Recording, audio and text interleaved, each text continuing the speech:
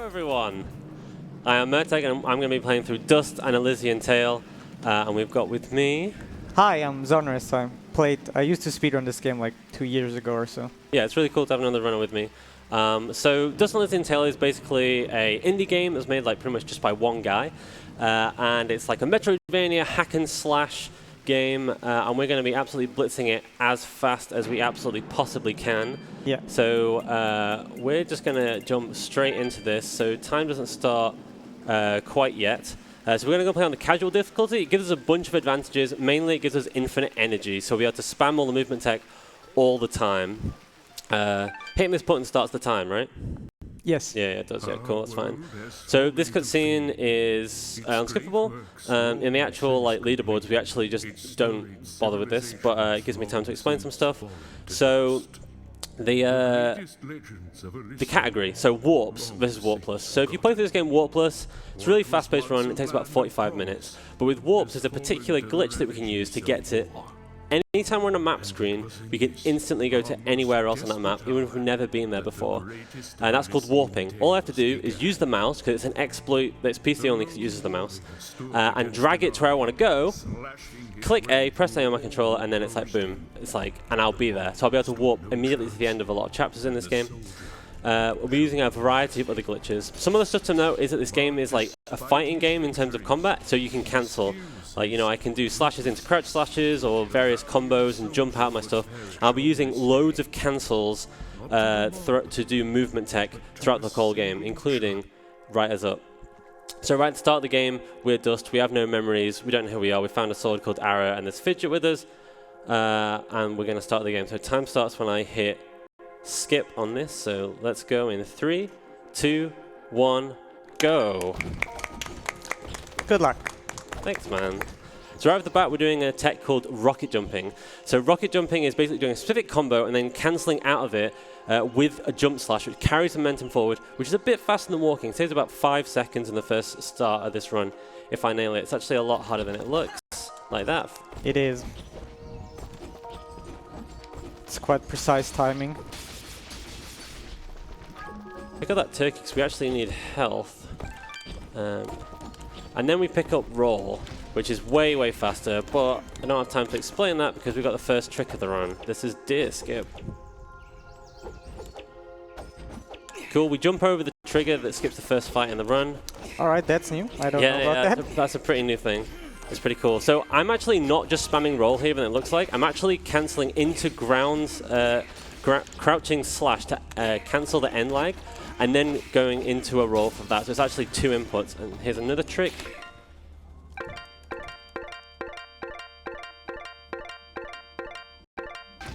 Okay. So that is a frame perfect trick. So this is the only unskippable cutscene in the game. But if you click out of the game on the frame that the cutscene starts, then you can actually skip it.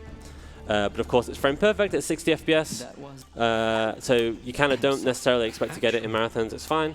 Obviously, if you're grinding for world record, you just reset if you don't get it, 'cause it's like a minute into the run.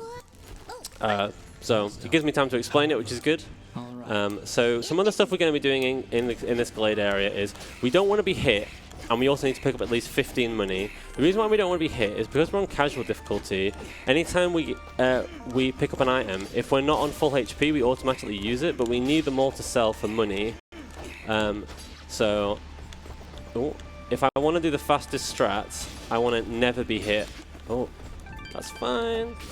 So here we're using some boosting. Basically, anytime we attack towards an enemy, we get launched towards them. And then we can use that to get to places we can't normally get to quite quickly. Another piece of tech here is called Zigzagging. It's the fastest way of attacking in the game. I'm holding down certain keys on my keyboard and spamming my controller in a certain way. And it lets me crouch slash alternatively very, very quickly. We're going to be using it for a bunch of the boss fights in the game. And now we're going to be picking up a new ability, which is Aerial Dust Storm, which looks like this. Let's just do some new tech, mainly this one. This is called ADCing, Aerial Dodge Cancelling. We're alternating between the Aerial Dust Storm and the roll in the air, which allows us to roll in the air much, much quicker than we could before. Picking up a bomb here, and bombs let us destroy bomb walls, just like this. We need that turkey. You have to reload the game here, otherwise you can't skip a cutscene coming up. It's just the way the game works. There are some cutscenes you have to do a reload. That's another example of boosting there. I got below the enemies, so then when I aerial dust storm up to them, I go really, really high. And then we just need to lure this slime away, otherwise he'll red barrier us. You can't leave a room if there are enemies nearby. And then we're into the end part of the glade, which is probably the slowest part of the whole run, even though it's pretty fast. Because we haven't been able to do any warping yet, because we couldn't go onto a map screen. So new tech here is called Rising Dust Storm, or RDS. Basically, by doing a certain sequence of moves in the air, we can just gain an infinite amount of height. Changing these into ADCs because they're nice and fast, and then finishing off the chapter. So looking at that, it's like 350 in Glade, that's pretty good. It's about a minute, just less than a minute behind world record. Yeah, skip the boss fight there. Oh yeah, I totally forgot to mention that. Yeah, we had to RDS up because we actually jumped over the trigger that spawned the boss, because the trigger doesn't go all the way up. Yeah, that's the entire point of that thing there. I just forget that that boss even exists. Yeah, there's a lot to explain in this game in a very short amount of time, so... Yeah, thanks for catching that one. So we're doing our, we're hitting a bunch of story triggers, and we'll also be doing our one shopping trip of the run. And we don't actually have enough money. We needed 5 more money, so I need to do the backup here, which is fine. It's about 10 seconds just to pick up this extra chest. Those were some quick inputs there. Yeah, man. On casual difficulty, there's no penalty for getting it wrong, so you just spam all the buttons. You just go open that chest real fast. Right, so shopping trip here. I need to not mess this up.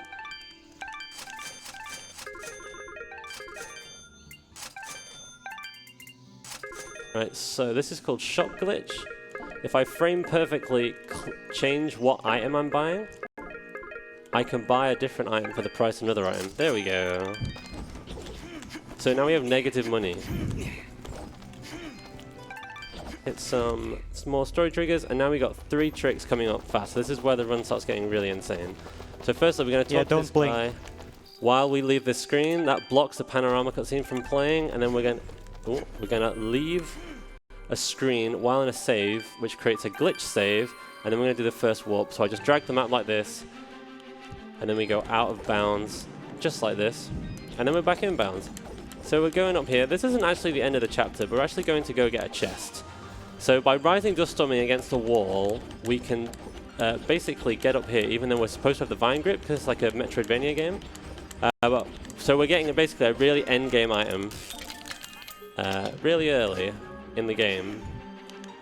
Getting up here is really hard, by the way. He just nailed that. I couldn't do that very consistently ever. Yeah, so that trick is definitely a bit of a barrier for new runners. Yes. But it can be consistent if you're practice it enough. So our attack just went from 4 to 154 because we got that late game item. That'll carry us through pretty much the whole run. So what we did there is we just killed an enemy. The reason why we killed an enemy is we're going to level up, and that when you level up, you get knocked back. So we get knocked back, and then it skips out of the unskippable panorama cutscene there.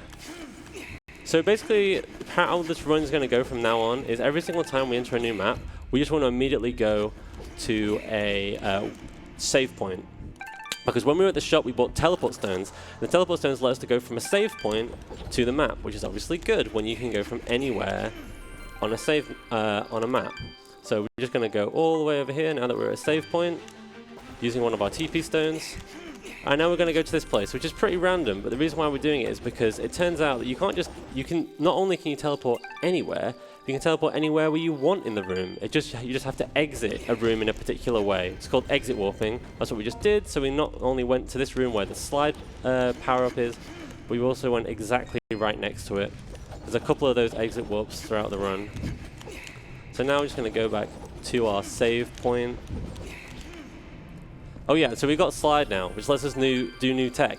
We can slide boost. If we slide at the edge of a platform and do an attack, we can carry that momentum. So we just did it a few times, but we'll see more of it later. So here's a boss fight.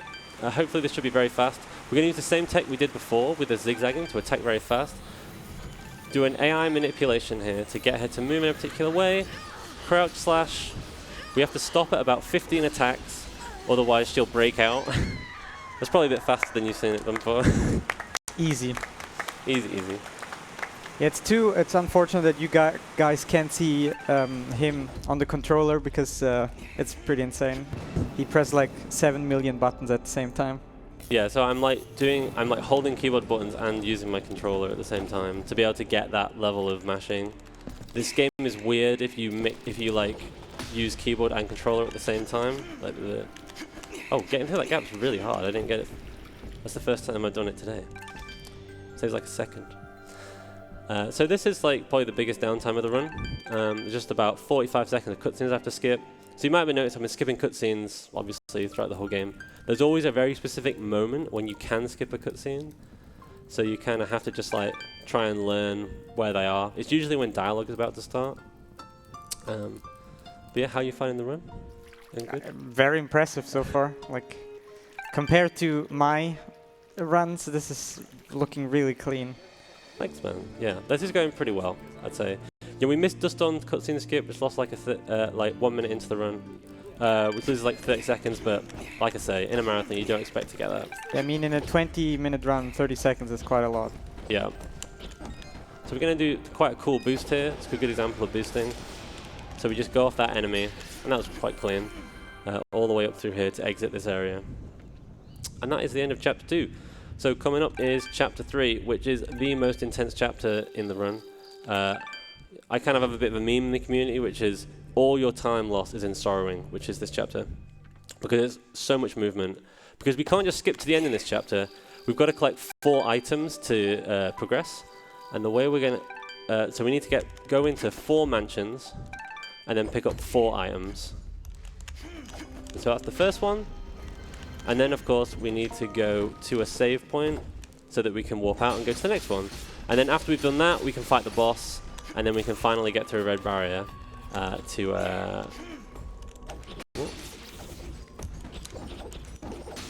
So yeah, I'm doing like, you know, RDSing for height. That was a slide boost right there. So yeah, it's actually the most technically intense part. That's why I'm struggling to talk. Like, that room there is probably, I'd say, one of the hardest rooms in the whole game to do perfectly. I basically never, ever do it perfectly. Got to cancel between all your stuff and really, really optimally.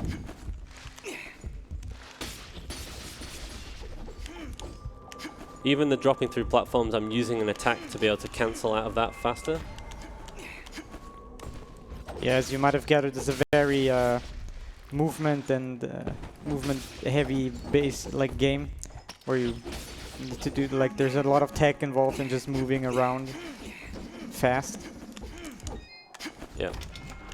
This is a interesting kind of warp, unique in this run. It's a jump warp. Oh. So we warp while being in the air, which changes the properties of the warp, which just means that we can get to this item a little bit quicker than we could otherwise. So that is now the third one. Boosting up to here. Boost off these zombies.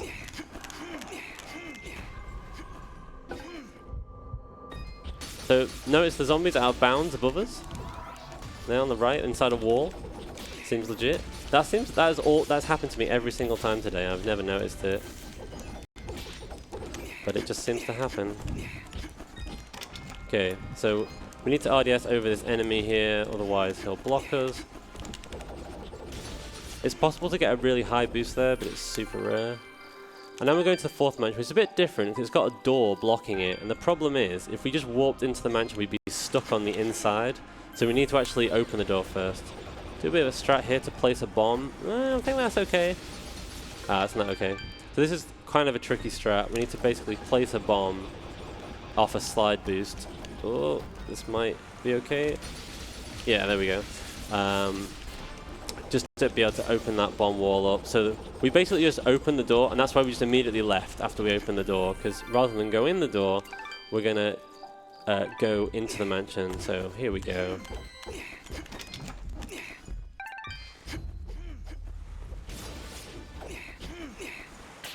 and then through here. So if we're very lucky, we can get through this red barrier, but it's really unlikely. Yeah. Basically, you just need to get really good luck with the enemy starting positions, and then you can get through there. But as I mentioned before, you can't exit a room if there are enemies nearby. Nice little slide boost here into a boost. Yeah, that was nice. And then we boost back off the nest. This is where we were before we opened the door. So that's where we would be stuck if we didn't open the door.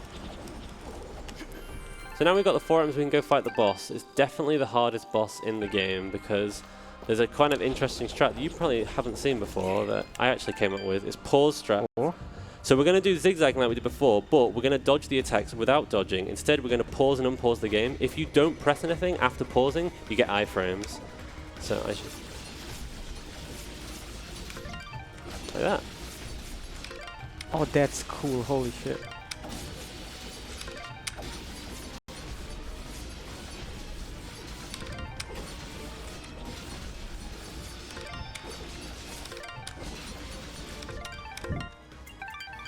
Then we're going to change the difficulty to normal for... So the reason why I change the difficulty to normal is not for more XP, because it doesn't make any difference for that.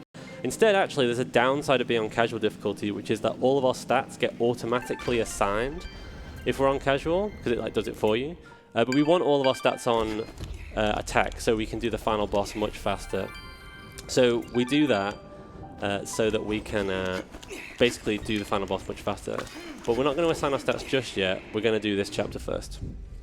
So, in the chapter so far, the very first chapter of the game, we couldn't warp, and then the second one, we had to do some detours, and then obviously in that third chapter, we had to go through all the mansions. So, even though we could skip all the way to the end of the map, we couldn't actually skip out literally everything. But in this chapter, we can. And we're at the end of chapter 4 now, just by going straight to the top. This is like the part of the story where you find out who you are, like who you were before you lost your memories and all that stuff, kind of exciting stuff, but obviously we're going to skip all of that. So for all of you at home who see this and want to play this game, no spoilers. Yeah, no spoilers. This game skips pretty much all spoilers. Yeah, luckily we can skip basically everything. Okay, so that's chapter 4 over, so we're moving into the final chapter of the game now.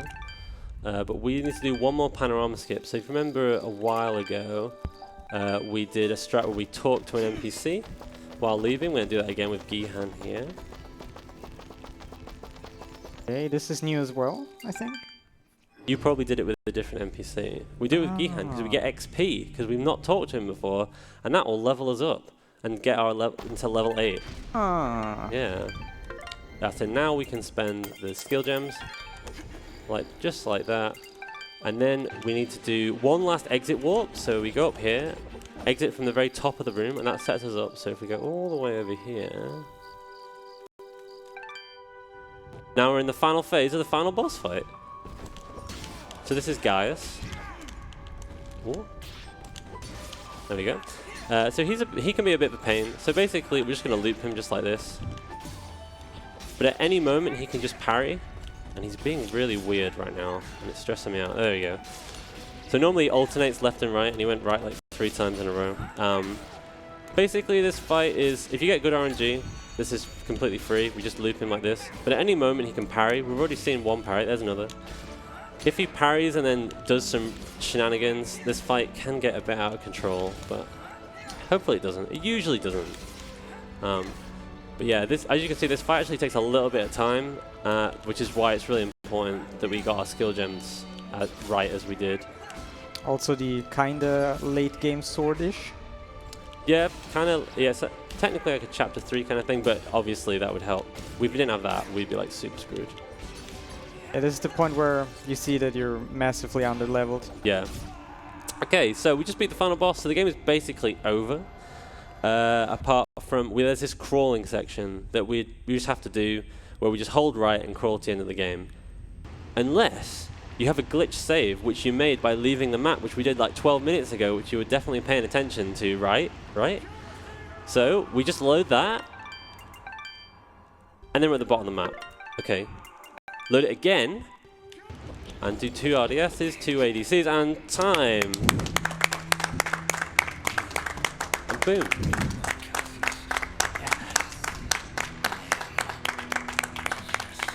So that was really impressive. That was cool. 80% warps. It's a really, really fun run. 17:55 is a fantastic time in marathon, especially with not getting dust storm cutscene skip. My personal objective was sub 18, so I'm really, really happy to have gotten that. If you think this game looked cool, absolutely play it. It's freaking brilliant casually. It is. Yeah, like 5 or 6, like just a 5 or 6 hour playthrough, and then if you want to speedrun it, it's a really great speed game. This is my favorite speed game and favorite category, just because it's really short. You can just jump into it. It's ridiculously fast and it's ridiculously skill based. There's so little RNG. Once you get out of the first area, it's all down to you pretty much, and that just feels really satisfying. The movement feels amazing. I made a whole tutorial video that takes you through absolutely everything and how to do it. And yeah, this run is, I would say, pretty accessible. You can probably just pick this game up and in a day or two get like a sub 25 time, and then after that it's all about the optimization, and it's just super, super fun. And the community is amazing. We'd love to have you. I think my best time was 21 or something. I don't quite remember. Yeah. But something like that. Try to beat that. Yeah, try to beat this guy on the leaderboard. So yeah, just massive shout outs to ESA for being amazing and let me run this game in the open block. It's been great. The event has been amazing. Thanks very much for Zonorous for commentating with me. It's been great. And everyone that's still here at gone 5 AM to be here. Thanks so much, guys. But I think that's me. Yeah, give this guy another applause because that was really impressive. Thanks, man. Thanks. Okay, all right, I think I'm done. So stick around for the next run. It's going to be brilliant.